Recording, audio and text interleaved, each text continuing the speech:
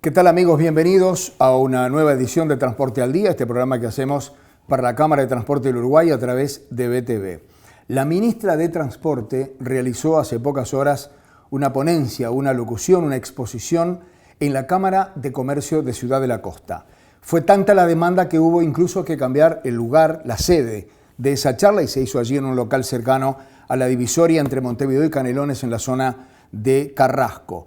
La ministra habló de casi todas las áreas que cubre el Ministerio de Transporte. Léase vial a través de las carreteras, léase ferrocarril, léase puentes, léase transporte metropolitano y léase transporte de combustible desde el interior, por ejemplo, hacia el puerto de Montevideo a través del ferrocarril central. Vamos a compartir en este primer bloque las primeras expresiones de la ministra Lucía Echeverri. Con el Ministerio de Ganadería, Agricultura y Pesca tenemos varios ámbitos de coordinación, pero hay uno particularmente muy importante que tiene que ver con la información, la gestión y áreas de competencia del Ministerio, que las vamos a poner al servicio de construir soluciones para una demanda que tiene todo el país y particularmente Canelones, que tiene que ver con la caminería rural.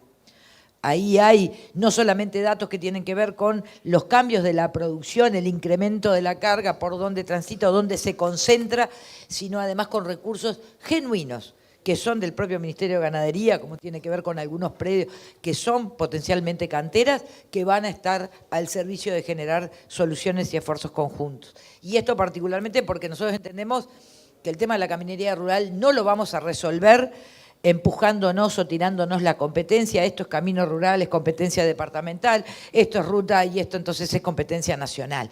Nosotros estamos comprometidos, y esta es una premisa del gobierno, en resolver los problemas de la gente. Y los problemas de la gente se resuelven cuando acordamos trabajar y poner recursos complementándonos. Por eso tenemos ese ámbito de trabajo que tiene además, por supuesto, un correlato con el Congreso de Intendentes. Tenemos acuerdos, por supuesto, y un trabajo sistemático con el Ministerio de Industria, Energía y Minería, particularmente en lo que tiene que ver con la política de electromovilidad, y ahí hay un compromiso y una meta del Ministerio de Industria que estamos acompañando, que es llegar al fin del periodo, es decir, al 2030, con el 50% de la flota del transporte público eléctrica. Y vamos cumpliendo. Estoy mirando a algunos empresarios del sector que están incorporando cada vez más, pero lo están haciendo todas las empresas de transporte, y Canelones lo sabe, hoy lo vamos a tener en el caso de Sauce, pero también lo viene haciendo COPSA, acercándose más, a veces directamente al ómnibus eléctrico, pero si no a los Euro 5, que también van en sintonía con una política ambientalmente sostenible. Estamos coordinando con el Ministerio del Interior, tenemos capacidades en el Ministerio de Transporte y Obras Públicas, tanto en lo que tiene que ver con la Dirección Nacional de Vialidad como con la Dirección Nacional de Transporte, de dispositivos de videovigilancia, de cámaras vinculadas al Contralor y a la seguridad vial, que hoy están coordinadas con el Ministerio del Interior como un aporte también a optimizar y a ser mucho más eficientes en términos de la seguridad pública. Diputado Servini tiene idea de eso, porque hemos puesto cámaras de videovigilancia y guardia republicana en algunas de las trincheras que atraviesa el ferrocarril central el 18 de mayo. Tiene que ver con resolver los problemas cotidianos. Eso también es parte de la optimización de recursos y de alcanzar los objetivos de convivencia que nos hemos trazado.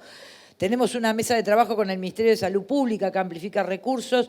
El Ministerio de Salud Pública tiene el programa de llegar a concretar efectivamente en este año un sistema de atención de trauma vinculado a los accidentes que tenemos en las rutas nacionales, y ahí nosotros tenemos dispositivos vinculados a lo que el trazado de las mallas concesionadas que vamos a poner a disposición. Esperamos este año realmente concretarlo, porque hace a la diferencia en las situaciones de siniestro el llegar a tiempo entre las secuelas que puedan quedar y la calidad de vida. Así que en ese sentido estamos trabajando. Con el Ministerio de Defensa tenemos una coordinación sistemática porque integramos la Junta Nacional Aeronáutica, y eso tiene que ver con una política aeronáutica que vincule, que mejore la conectividad del país. Tenemos convencimiento de que vamos a llegar a incorporar nuevas líneas de conectividad con empresas que están llegando al país para abrirnos cada vez más al mundo.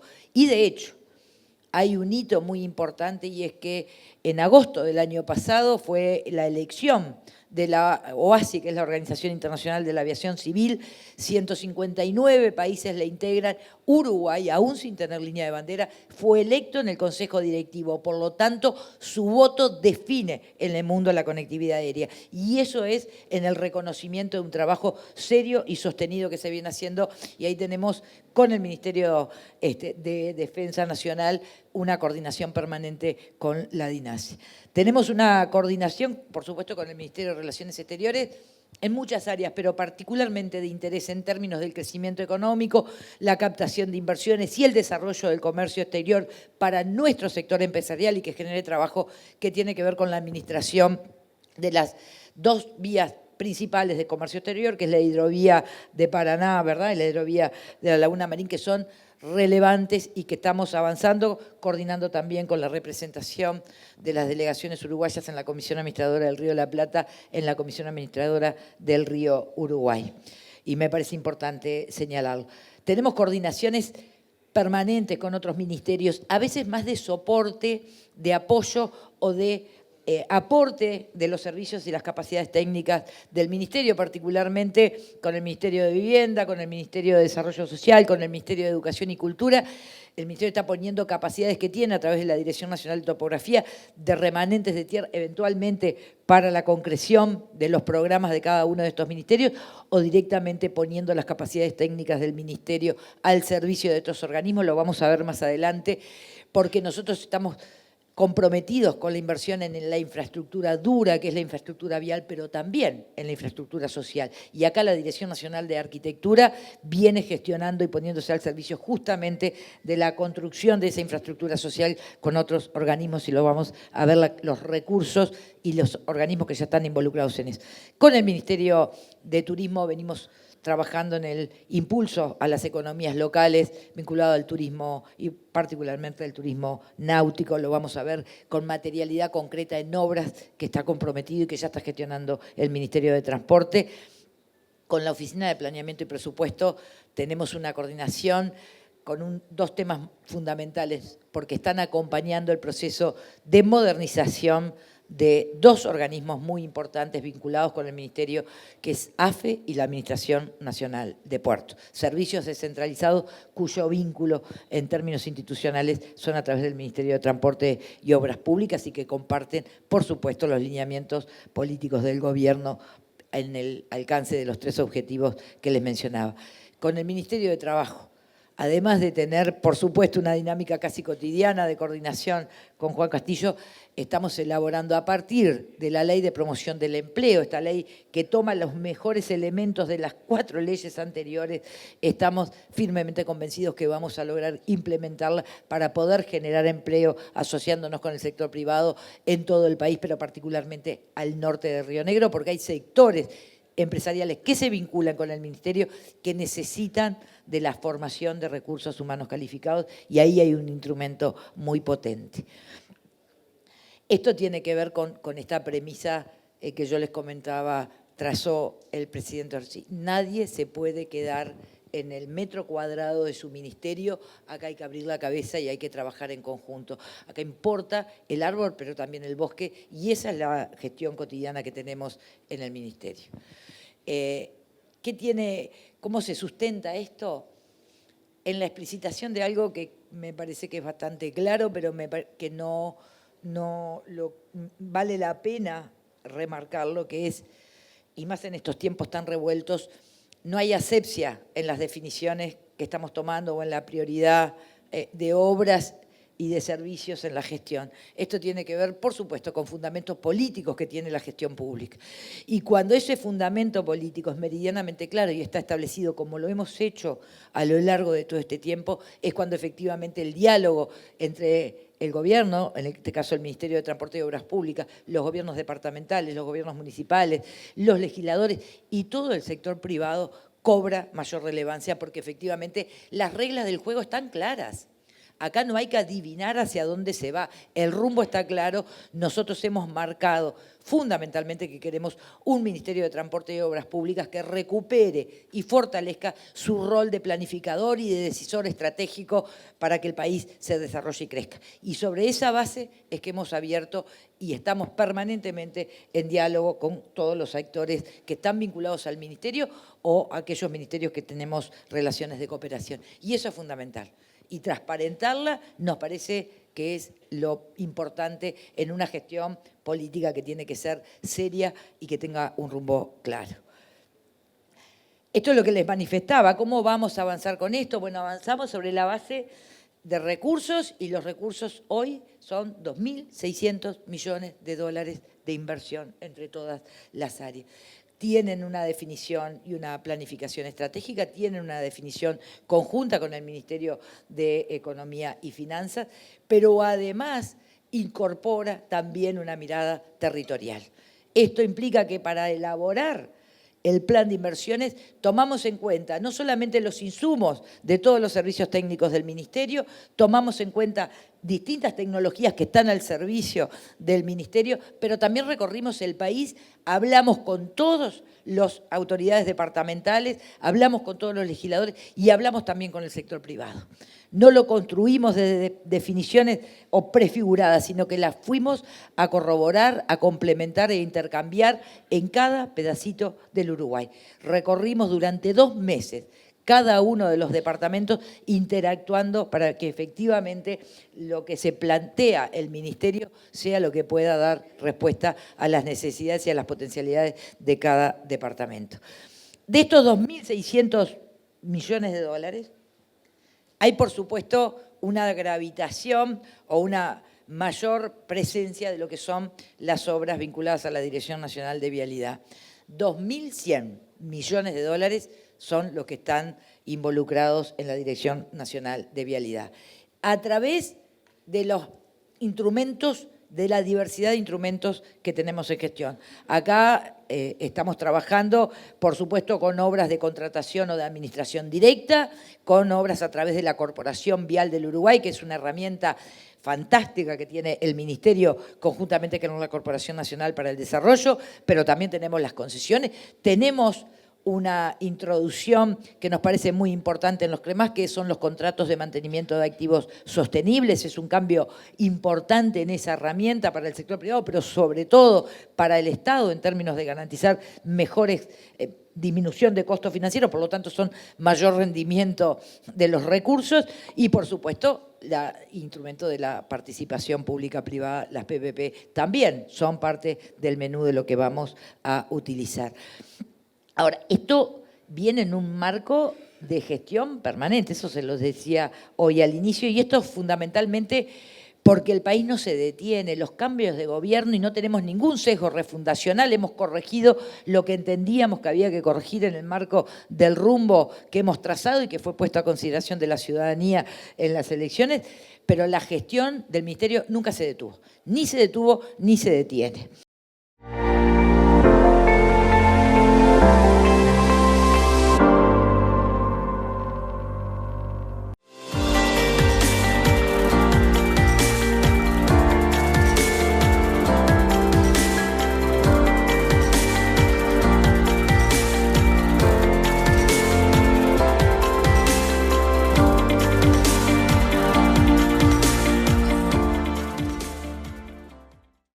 Continuamos, amigos, en Transporte al Día. Ingresamos en el segundo bloque de la exposición que brindó la ministra de Transporte, Lucía Echeverri, invitada por la Cámara de Comercio de Ciudad de la Costa. Sigue recorriendo algunas de las cosas de futuro que tiene planteadas esa Secretaría de Estado. Hoy tenemos 77 contratos en ejecución. Más del 50% son de obras viales y tenemos 45 más que están en trámites muy avanzados para el inicio de obra en los próximos meses. Y esto fundamentalmente porque el país necesita que la infraestructura sea confiable, tenga calidad y dé garantías no solamente a la circulación de la gente, sino también a la circulación de la producción y de la carga. Eso mantiene la economía, porque estas inversiones generan trabajo, generan empleo directo, generan empleo indirecto, generan trabajo también inducido. Nosotros tenemos una estimación que es bastante conservadora, esperemos que la podamos superar, de 2.500 empleos directos con estas inversiones, directos. A eso hay que sumarle todo lo que genera las obras que hace el Ministerio de Transporte. Donde se está interviniendo, hay ahí obviamente canteras que empiezan a moverse, transporte, los fletes, los alojamientos, la alimentación. Eso genera un impacto en los departamentos y en las economías locales muy importante, no solamente durante la etapa de construcción, sino también durante los trabajos de mantenimiento. Y esto es fundamental porque ha sido un criterio del Ministerio tomar esa definición para planificar las obras y el plan de inversiones. Nosotros tenemos una responsabilidad de mirar cada pedacito del territorio y eso tuvo que ver con la recorrida, fundamentalmente porque perseguimos dos objetivos estratégicos. Uno tiene que ver con brindar mejores condiciones de conectividad a la gente y el otro tiene que ver con brindar mejores condiciones de competitividad para la producción. Y esto tiene que ver con disminuir los costos generalizados del transporte. Y en ese marco hay obviamente aspectos que se generan o se impactan en forma directa e inmediata en el corto plazo y otros que se van a ir produciendo en el mediano y en el largo plazo. ¿Por qué? Porque en la medida en que nosotros intervenimos en rutas secundarias y en rutas terciarias y se va cerrando la malla vial, se van disminuyendo los tramos de traslado de la producción y de la carga. Y eso genera un impacto en las microrregiones y en los departamentos, lo mismo que en las localidades. Las megaobras son muy importantes, y lo decíamos el miércoles y lo hemos dicho en reiteradas oportunidades. Son importantes, generan, por supuesto, beneficios que no los desconocemos, pero también es verdad que se concentran en un solo lugar o en un solo trazado del territorio. Si nosotros tenemos una red de obras en rutas secundarias y en rutas terciarias, esa inversión se distribuye a la totalidad del país y genera una dinamización de las economías locales. Y además genera impactos también en la producción. Genera impactos en los costos de traslado, genera impactos, por supuesto, en lo que tiene que ver con la seguridad vial, genera impactos en la vida cotidiana de la gente, porque conecta, le permite a la gente llegar en mejores condiciones a una policlínica, al centro de estudios, a los servicios públicos que tiene en cada uno de los departamentos. Con ese criterio es que estamos trabajando y con ese criterio se ha hecho el plan de inversiones y las obras que se vienen ejecutando. Algunas de las obras, por supuesto que vamos a intervenir en los corredores internacionales y en los corredores logísticos, acá tiene que ver con esos tres objetivos. Algunas de las obras que ya están planteadas y definidas, que tienen que ver con amplificar, por supuesto, la inversión en los corredores más importantes y en la producción, en la competitividad que tiene un alcance nacional que trasciende los departamentos, tiene que ver con las que están planteadas ahí. La ruta 2, que es la ruta en Soriano, es la ruta de los granos, se va a amplificar, se va a ampliar su capacidad de servicio y de traslado, pero además está asociada posteriormente con otras obras que se van a hacer en la zona, que tiene que ver con el bypass de Dolores y la conexión de la ruta 96 con la 95 con la 106, que además, con el bypass en Rosario, con el puente sobre el Colla, va a amplificar la capacidad de carga de los granos y esto implica mejorar las condiciones y disminuir los costos de llegada a Nueva Palmira, que es uno de los puertos principales de granos en el país. La ruta 4 y la ruta 26. La ruta 4, quizás algunos lo conozcan, es una ruta que está en Paysandú décadas postergada, que no llega a nada. Uno puede ir andando y cuando quiera acordar, llega a campo. Y ahí hay mucha gente que vive en ese trazado. Hay localidades, gente que son pequeños productores familiares, gurises que tienen y que merecen la oportunidad de estudiar. Bueno, la vamos a conectar con la ruta 26. Pero no es que la vamos a conectar, empezamos ya la obra. Empezamos la obra en la ruta 4. Lo empezamos con los trabajadores y trabajadoras de la Dirección Nacional de Vialidad. Y la vamos a conectar con la ruta 26. Y además este circuito termina de cerrarse con la ruta 90 que está en obra. Y eso es producción y es conectividad. Ahí hay producción forestal, pero también hay movilidad de las personas. Y en una ruta 26, que la vamos a ver más adelante, que es la principal ruta que tenemos, prácticamente la única, que va de punta a punta, de este a oeste. Conecta al Brasil con la Argentina y nos atraviesa.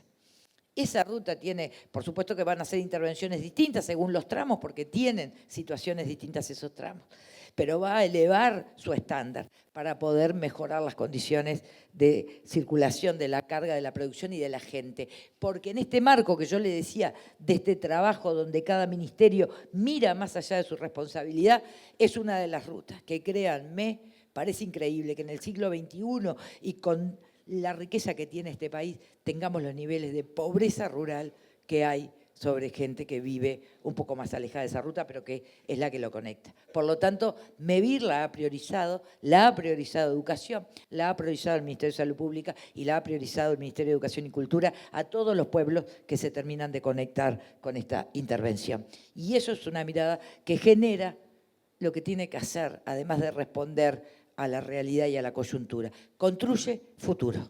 Eso es para nosotros, para un gobierno, para este gobierno del presidente Orsi, uno de los objetivos. Construir futuro. El bypass de Rivera, ya lo sabe don Marne Walter y el intendente Sanders. Es importantísimo el bypass de Rivera porque no solamente mejora las condiciones de conectividad, sino también es un respaldo y un soporte a la inversión que está captando Rivera, está Braspain instalándose ahí y van a haber otras inversiones también que acompañan al Ministerio para potenciar el aprovechamiento de la infraestructura ferroviaria en esa zona, más allá de otras obras que se irán a hacer allá, ¿no? La Ruta 27, los puentes de Ataques y Manguera, podemos seguir nombrando. Otra de las obras que son relevantes desde el punto de vista de la conectividad del país con la región, y esto mejora las condiciones, por supuesto, de la producción y del empresariado en términos nacionales, es el nuevo puente sobre el Yaguarón. Y ahí tenemos nosotros ya pronto el proyecto para conectar las cabeceras del puente con la Ruta 18. La Ruta 11, y acá seguramente la conozcan, va a haber una intervención para duplicar esa ruta y mejorar sus condiciones de servicio, de capacidad entre la ruta interbalnearia y la ruta 8, pero no termina ahí la intervención. Allí es la duplicación. Desde la ruta 8 hacia San Jacinto, seguramente tengamos terceros carriles que permitan en esos tramos que hay mayor carga resolver los temas de capacidad de esta carretera y obviamente las condiciones de seguridad. Lo que viene también lo conoce. La Ruta 7, que está haciendo ya hoy, ya tiene intervención, pero va a tener particularmente importante, es el bypass de Tala, lo que resuelve varios problemas, en el que hubo mucho trabajo también con la comunidad para poder incorporar sus necesidades. Muchas veces las comunidades plantean la necesidad de sacar el tránsito pesado, el tránsito de carga, con el tipo de equipo que tenemos hoy del medio de las ciudades. Pero también eso genera la situación de, bueno, si no pierdo en términos económicos, esto está pensado para que haya una mejora de la calidad de vida de la gente y que genere trabajo. El corredor de la Ruta 26 ya les había comentado y los accesos de Montevideo. Y acá me parece que también es la oportunidad de que sepan otro de los criterios de gestión o de fundamento político en la gestión pública del Ministerio que tiene que ver con la intervención en la Ruta 101 y 102.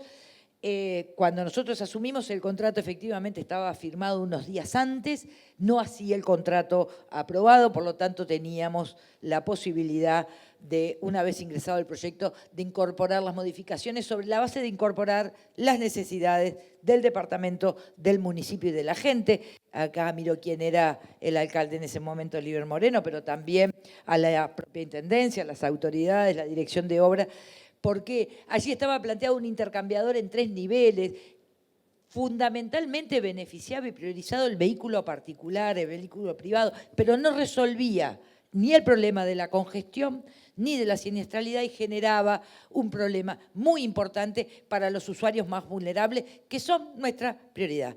¿Quiénes son los usuarios vulnerables? Son los gurises que tienen que cruzar, porque ustedes saben que todo el polo educativo está del otro lado, ¿verdad? Que tienen que cruzar por el liceo, por la UTU, por el CAIS, por la escuela, los que andan en bicicleta, los que andan en moto. El transporte público pasaba a estar a casi 2 kilómetros que debía transitar la gente sobre calzada para poder tener acceso a la movilidad. Por lo tanto, se lo modificó en términos de las recomendaciones de los servicios técnicos del Ministerio, el intercambio con el gobierno departamental, con los municipios, con muchas organizaciones sociales de la zona, de modo tal de que efectivamente tenga una intervención en la zona mismo de encuentro, de empalme entre la 101 y la 102, que resuelva la fluidez del tránsito, que garantice la mejora en la circulación, pero una intervención también en el nudo crítico de la congestión, que es sobre la rotonda del viejo aeropuerto, donde se registran los mayores demoras, excesos de tiempo en la circulación, la mayor cantidad también de siniestros y, por supuesto, resolviendo su conexión con Avenida de las Américas. Está ahí considerado el Parque Roosevelt, que hoy me lo preguntaban, pero bueno, también está incorporado a la mejora. La idea no es entrar en detalle porque si no, ni yo voy a respetar el tiempo, pero lo podemos después desarrollar. Pero me parece que tiene que quedar claro que esa es la gestión. No solamente tiene que servir a la economía de la región, tiene que servir a la economía del país, a la competitividad de la carga, pero también a la movilidad de la gente. Las obras tienen sentido cuando le cambian para bien, para la calidad de vida de la gente.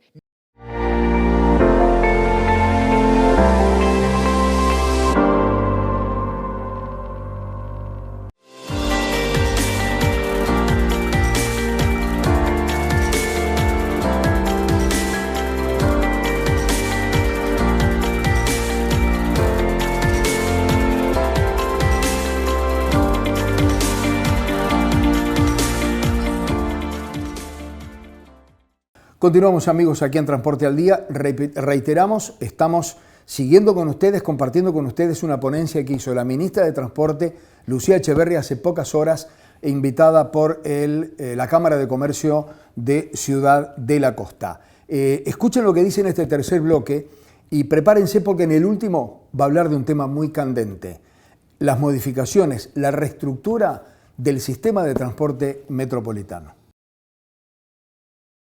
Las obras que tienen, hay obras que están en obras estratégicas, que apuntan a mejorar, obviamente, la competitividad, y hay otras obras que tienen impacto más regional, que también, obviamente, impactan en la mejora de la movilidad de la gente, de la población, pero también en los costos de transporte para la producción, los distintos tipos de producción, y aquí hay algunas de ellas. En esto que yo les decía, que una red de obras de menor porte en rutas secundarias y en rutas terciarias tiene un impacto mayor en la economía, por esto de que genera una dinamización de distintos sectores vinculados. Y acá tenemos algunos ejemplos: la Ruta 4 en Artigas, que va a conectar Sequeira con Paso Campamento, es decir, se va a rehabilitar elevando los estándares, va a permitir cerrar el corredor norte de la infraestructura carretera que tiene el país. La 97 entre Carmelo y la Ruta 12 es una ruta cuya vocación es del transporte de carga. Hoy lo que tenemos es un uso de la Ruta 21 que tiene una vocación turística, por lo tanto, esta intervención va a permitir que efectivamente por allí transite la carga, tenga mejores condiciones de circulación, de seguridad vial y de llegada a Nueva Palmira, pero la Ruta 21 se recupera con una intervención cuya vocación es turística. Los puentes sobre la Ruta 13, y acá fundamentalmente tienen, por supuesto, un uso o un objetivo de mejorar las condiciones para la producción forestal, pero también, por las características de la zona, estamos hablando de Maldonado y de La Valleja, pero también para el turismo. La Ruta 80, ¿no? Creo que no hay necesidad que se las mencione porque la tienen bien clara, entre Míguez y la Ruta 8, que también tiene carga y tiene conectividad regional entre los departamentos para la gente. La Ruta 12, entre San Ramón y Minas. La Ruta 10 en Rocha, claramente vocación turística, ¿verdad? Esto implica esa mirada integral y esa mirada estratégica de intervenciones que está planteando el Ministerio a través de la Dirección Nacional de Vialidad. Aquí les voy a dejar, porque si no, los anfitriones, y no sé por dónde anda Mauricio, me correrían rápidamente buena parte, no todo, de las intervenciones que están planteadas para Canelones. Yo me imaginé que esto iba a ocasionar fotos, ingeniero Mañones. Eso es parte de las intervenciones que entendemos que son sustantivas para el departamento. Así como ustedes ven que fue presentado, que está presentado este mapa de Canelones, así está cada uno de los departamentos del país y así fue presentado a la Cámara de Representantes en la oportunidad de iniciar el tratamiento del presupuesto y a la Cámara de Senadores. ¿Por qué? Porque recoge la mirada estratégica de un rumbo claro de que crezca la economía, de que podamos fortalecer las mallas de protección social, de que tengamos mejores niveles de convivencia generando empleo y desarrollo, y lo vimos con cada departamento. Hubo coincidencias, yo les diría que casi en el 90%, y en otros tuvimos que fundamentar porque había que hacer una obra primero y otra después. Pero esa es la forma que entendemos nosotros de gestionar con transparencia y recogiendo de la ciudadanía, de la gente, lo que se necesita para mejorar la calidad de vida y para generar trabajo y construir futuro, que es fundamental. El bypass de Tala ya lo nombramos, la 11 la nombramos, la 12 también, la 62 está en obra, de hecho. Mira la gente de la Dirección de Obras porque se coordina permanentemente, lo mismo que con la Dirección de Tránsito y Transporte de la Intendencia de Canelones, la 81 en Miguel Montes, la 107. Hoy está en obra además el puente sobre la 11, ese puente angostito que tan complejo ya está ejecutándose. La 75 en Pando es una ruta que tiene una vocación de conexión de movilidad y de transporte público muy importante, conecta además los municipios, es realmente una disminución de los tiempos de traslado para la gente, pero es una ruta muy angosta con un crecimiento importante de gente residiendo, ¿verdad?, en su área de influencia, por lo tanto está priorizada. La ruta 84, ni que hablar, ya hay intervenciones de menor escala para ir resolviendo, es una ruta muy importante donde ha crecido muchísimo, está ahí el municipio también, el nuevo municipio de Casarino, ¿verdad, señor Intendente? Después la ruta 36, ya estamos entrando sobre la zona de Cerrillos, Las Piedras y Santa Lucía.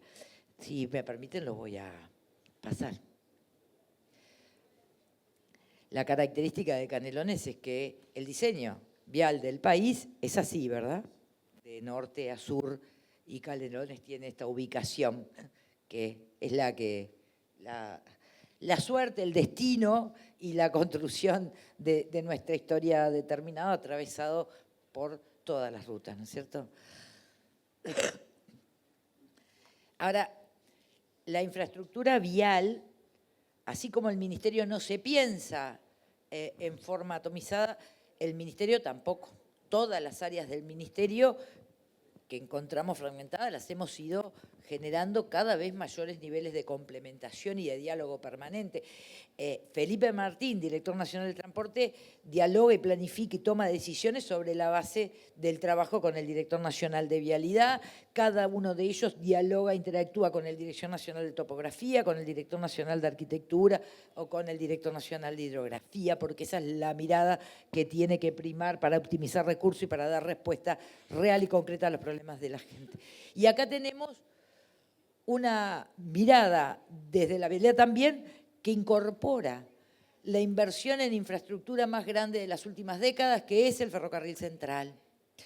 La Dirección Nacional de Transporte Ferroviario, que en este momento está terminando de afinar aspectos que tienen que ver con las obras para el segundo semestre, por eso no ha podido estar acá el licenciado Guadalupe Tajera, que es su responsable, está incorporando esta infraestructura también a los efectos de mejorar las condiciones de logística del país, pero no solamente de logística, también del transporte de pasajeros. Y acá hay que tener en cuenta que el ferrocarril y la infraestructura ferroviaria es una infraestructura compleja donde todos sus componentes tienen que ir avanzando simultáneamente y en forma consistente para que efectivamente pueda cumplir con los objetivos que tiene. No le podemos pedir otras cosas, tiene que responder efectivamente en aquello en que es eficiente. Y esto implica invertir en las vías, en el material rodante, en la capacitación y calificación de los recursos humanos y, por supuesto, en la incorporación de tecnología. Y tenemos que ir consistentemente avanzando en cada uno de estos componentes para que efectivamente podamos poner el ferrocarril y la infraestructura ferroviaria al servicio del país. Y yo quisiera acá hacer un énfasis particular porque en un año de gobierno nosotros entendemos que hemos alcanzado hitos importantes de la gestión para materializar que la infraestructura ferroviaria se transforma en una política de Estado, por varias cosas. Primero, porque hoy el ferrocarril central está operativo y está en su fase de estabilización. Es decir, tenemos incluso hoy un funcionamiento que está en los tiempos de circulación por debajo de los tiempos teóricos del proyecto, entre el puerto y Pueblo Centenario. Así que ahí hay un primer hito de la gestión a partir de que asumimos. Lo mismo, la disminución de los incidentes. Nosotros asumimos y teníamos entre 8 y 5 detenciones por tren, cada vez que circulaba. Hoy prácticamente son ínfimas. Y eso tiene que ver, por supuesto, con una gestión permanente, sistemática, responsable, con gente calificada y con un compromiso del contratista de efectivamente asumir las responsabilidades que le corresponden. Tenemos, por supuesto, la resolución de la controversia o del arbitraje internacional con el que asumimos, que eso nos significó, una vez que se trabajó y se llegó a los acuerdos, una disminución de $100 millones de lo que hubiera sido, lamentablemente, si no se hubiera podido destrabar ese arbitraje. ¿Qué implica hoy? Hoy tenemos dos definiciones que nos están permitiendo concretar el desarrollo de la política ferroviaria. Uno es la elaboración del plan maestro, que está en curso. Ahí tenemos apoyo del Banco Andino de Fomento, de la CAF, se está trabajando. Este plan es una hoja de ruta del desarrollo ferroviario en el mediano y en el largo plazo. Y en el área de pasajeros ya está contratado con apoyo del Banco Interamericano de Desarrollo, pero en el día de mañana vamos a tener las primeras reuniones y empieza un trabajo para identificar la factibilidad de incorporar el transporte de pasajeros, donde obviamente hay una oportunidad en lo que tiene que ver con el eje de la Ruta 5, porque allí ya está la infraestructura del ferrocarril central y esto implica las localidades de Progreso, Las Piedras, La Paz, 18 de mayo.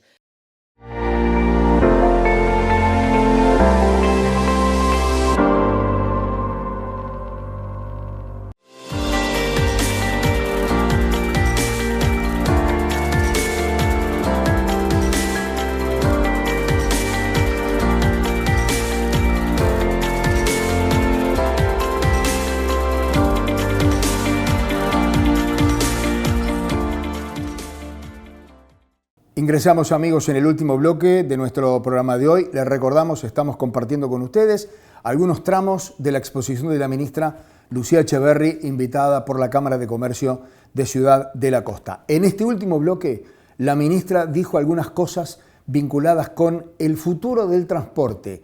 Una de las cosas que dijo es que antes del año 2029 seguramente haya transporte de pasajeros a través de la vía férrea entre Montevideo y Progreso. Pero dio además otros conceptos vinculados con esto que se está discutiendo tanto, que es en general las modificaciones, la reestructura del sistema de transporte metropolitano. ¿Por qué nos planteamos que hay una imperiosa necesidad de cambio? No es una definición del gobierno, es un planteo en todo caso y una necesidad de la población y de la gente que el gobierno ha tomado y que le quiere dar respuesta. Sobre ese marco, permítanme retrotraerme, fue parte de las prioridades que el actual presidente Orsi, siendo candidato, puso como prioridades para gobernar en septiembre del 24. La transformación del transporte público metropolitano. Y esto fundamentalmente porque la gente lo demanda, es una necesidad de cambio que lleva décadas. Por lo tanto, nosotros estamos convencidos que si hay una primer meta y un primer hito que hemos cumplido es poner el tema en la agenda pública. Hoy es un tema de primer orden para todos los actores y ahí hay que reconocer también la madurez política y la visión de compromiso con la ciudadanía que tuvieron los 3 gobiernos departamentales que son parte de este proyecto de transformación que se está construyendo el gobierno de Canelones, el gobierno de Montevideo y el gobierno de San José. El 60% de la población reside en estos 3 departamentos. Y tenemos problemas serios de incremento enorme de los tiempos de viaje. En los últimos años ha sido cerca de un 25% lo que se ha incrementado los tiempos de viaje. En la medida que se incrementan los tiempos de viaje, la gente opta por el transporte particular, eso genera mayores niveles de congestión, por lo tanto aumentan más los tiempos de viaje, por lo tanto la gente vuelve a optar por el transporte privado. Y esto lo que hace es un círculo vicioso que hay que desenredar. Se han hecho modificaciones, se han hecho mejoras parciales sin lugar a dudas, pero hoy sabemos que son insuficientes. La gente plantea que es insuficiente y nosotros queremos, bajo 3 atributos, generar esta transformación de largo aliento, que no se agota en un periodo de gobierno, que inicia en este periodo de gobierno, pero marca el rumbo, por lo menos para los próximos 10 años, que tiene que ver con reducir los tiempos de viaje, que tiene que ver con la previsibilidad y la confianza que el servicio debe ofrecer a la ciudadanía, que tiene que ver con la calidad de ese servicio y, sin lugar a dudas, con la sostenibilidad de quienes brindan este servicio, que es un derecho, que son las empresas y los trabajadores. Y eso implica también trabajar en el sistema de financiamiento. Porque hoy tenemos barrios sin cobertura, y acá me parece que ustedes lo saben, particularmente en esta zona, hay barrios sin cobertura o barrios que tienen una cobertura muy baja, frecuencia. Hay zonas de los departamentos que tienen un ómnibus por hora. Eso implica que también los derechos a los que se accede mediante la movilidad están restringidos. El acceso al trabajo, a la educación, a la cultura, al esparcimiento, porque tenés uno por hora. Nosotros estuvimos con Felipe de Martín, con Gonzalo y otros integrantes del equipo y de Montevideo en particular, usuarios del transporte público, la coordinadora de usuarios, que ha sido parte de la elaboración de las grandes líneas, y nos planteaba que no tenía posibilidades de ir a un espectáculo, de los espectáculos públicos, quizás porque no tiene garantía para volver a su casa a la noche. Y eso es una restricción. Entonces, eso queremos transformar. Ese es el impacto. Que la familia tenga la oportunidad de llegar 20, 25 minutos antes a su casa. Lo decía el presidente Orsi en el Parlamento, para acompañar a su guía, hacer los deberes o para tomar un mate tranquilo. Eso es calidad de vida y eso lo tenemos que devolver. Pero además, porque implica fundamentalmente democratizar el acceso a otras oportunidades que tiene o que genera la movilidad. Esos son los objetivos: reducir los tiempos de viaje, mejorar la calidad, recuperar la previsibilidad y garantizar la sustentabilidad. Esto implicaba trabajar sobre 3 grandes ejes. Uno tiene que ver con la gestión permanente, ¿no?, de las frecuencias, los servicios, los horarios, las paradas. El grado de desarrollo y complejidad que tiene el área metropolitana del transporte público hacía necesaria una nueva institucionalidad. De hecho, muchos de los que están acá han sido protagonistas. Hace unas décadas atrás se generó el consorcio metropolitano, que no tuvo el andamiento, no pudo poner en gestión buena parte de los objetivos que hoy tiene trazado. Es decir, acá tenemos un primer antecedente, pero hoy tuvimos, por el imperio de la realidad y de la necesidad que plantea la ciudadanía, la creación efectivamente de una nueva institucionalidad que va a gestionar con agilidad y con eficiencia lo que hace a una mirada sistémica integral del transporte público, y que fue aprobada por el Parlamento Nacional con voto de todos los partidos políticos. Y ahí me parece que hay que reconocer, el diputado Servini, siendo de otro partido, acompañó porque entendió que esto es en beneficio de la gente, ni que hablar los compañeros y compañeras que integran el oficialismo. Y se creó la Agencia del Sistema de Transporte Metropolitano. Esta Agencia del Sistema de Transporte Metropolitano está desde fines de enero de este año, a partir de la promulgación de la ley de presupuesto, reuniéndose en forma semanal con representantes, 2 representantes por cada uno de los ministerios, Ministerio de Economía y Finanzas, Ministerio de Transporte y Obras Públicas, 2 representantes por la Intendencia de Canelones, 2 representantes por la Intendencia de San José, 2 representantes por la Intendencia de Montevideo, y ha puesto como primera decisión es la diversidad, rigurosidad y profesionalidad de estudios que se vienen haciendo a los efectos de nutrir de contenido los componentes que son parte de la transformación, los ha puesto en conocimiento público, porque se generaban discursos de opacidad, de que no se transmitía. Acá no hay transparencia, acá hay transparencia, acá hay una definición de poner este tema en la agenda pública y es la oportunidad del sistema político y de los gobernantes de ponerse realmente a trabajar y a construir con matices, con propuestas, con cuestionamientos, pero cuestionamientos proactivos que aporten al servicio de mejorar la calidad de vida de la gente. Porque también hay otros ruidos. Hay algunos ruidos que buscan inmovilizarnos. Nosotros asumimos un compromiso, vamos a caminar hacia ese, sin lugar a dudas, sobre la base del convencimiento de que cambiar, transformar el transporte público es transformar las posibilidades, las oportunidades de la gente. Ni que hablar de lo que genera en otros impactos. Pensar en el transporte público, en las modificaciones, implica también impactos desde el punto de vista urbano-territorial que son una oportunidad para generar otros desarrollos, pero hay que tomar las decisiones y obviamente las previsiones para eso. Lo manifestaban ustedes con el crecimiento que tiene hoy Ciudad de la Costa y lo que tiene otros departamentos, porque hay que también poner en cuestión algunas cuestiones que se han dicho, de que el riesgo de que Montevideo pierda población. El centro, en los datos intercensales entre el 2011 y los que fueron publicados 2023, ha tenido un crecimiento del 5% de población residente. Por lo tanto, hay aquí una oportunidad enorme. Estos son algunos de los datos que tienen que ver con el fundamento, que ustedes lo conocen, vinculados al departamento de Canelones, de cómo ha crecido la movilidad particular. Y si la memoria no me falla, vieron que Leñani es impresionante para los números y los porcentajes. Si la memoria no me falla, 8 de cada 10 hogares en Ciudad de la Costa tiene vehículo particular. 8 de cada 10.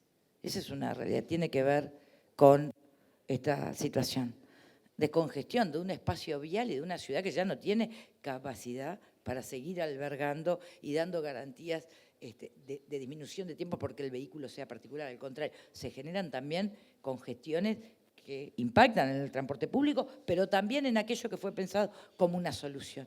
Cuando tenemos todas las oportunidades para que efectivamente el transporte público recupere la confianza de la gente y de los usuarios. En la década del 90, en el 95, el transporte público urbano vendía unos 350 millones de boletos. Al 2024 estuvo en los 200. El suburbano en las mismas fechas pasó de 75 a arañar 40. En la pandemia, que por supuesto tiene una explicación en sí misma por los impactos, cayó un 15% la venta de boletos, pero no se pudo recuperar aún saliendo de la pandemia. Y en el 2025 se perdió un 3% adicional. No hay capacidad de sostenibilidad de un servicio público, que es un derecho, con esta situación, porque la estructuración de los costos no lo va a permitir. Por eso hay que pensar el sistema de financiamiento, pero por eso hay que transformarlo para que sea una opción eficiente, real, de calidad y confiable para la gente.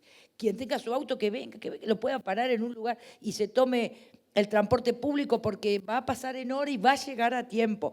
Y va a ir y va a venir reduciendo su tiempo de viaje y lo va a hacer con calidad, que ya se han ido incorporando, pero aún más, y con la incorporación de tecnología.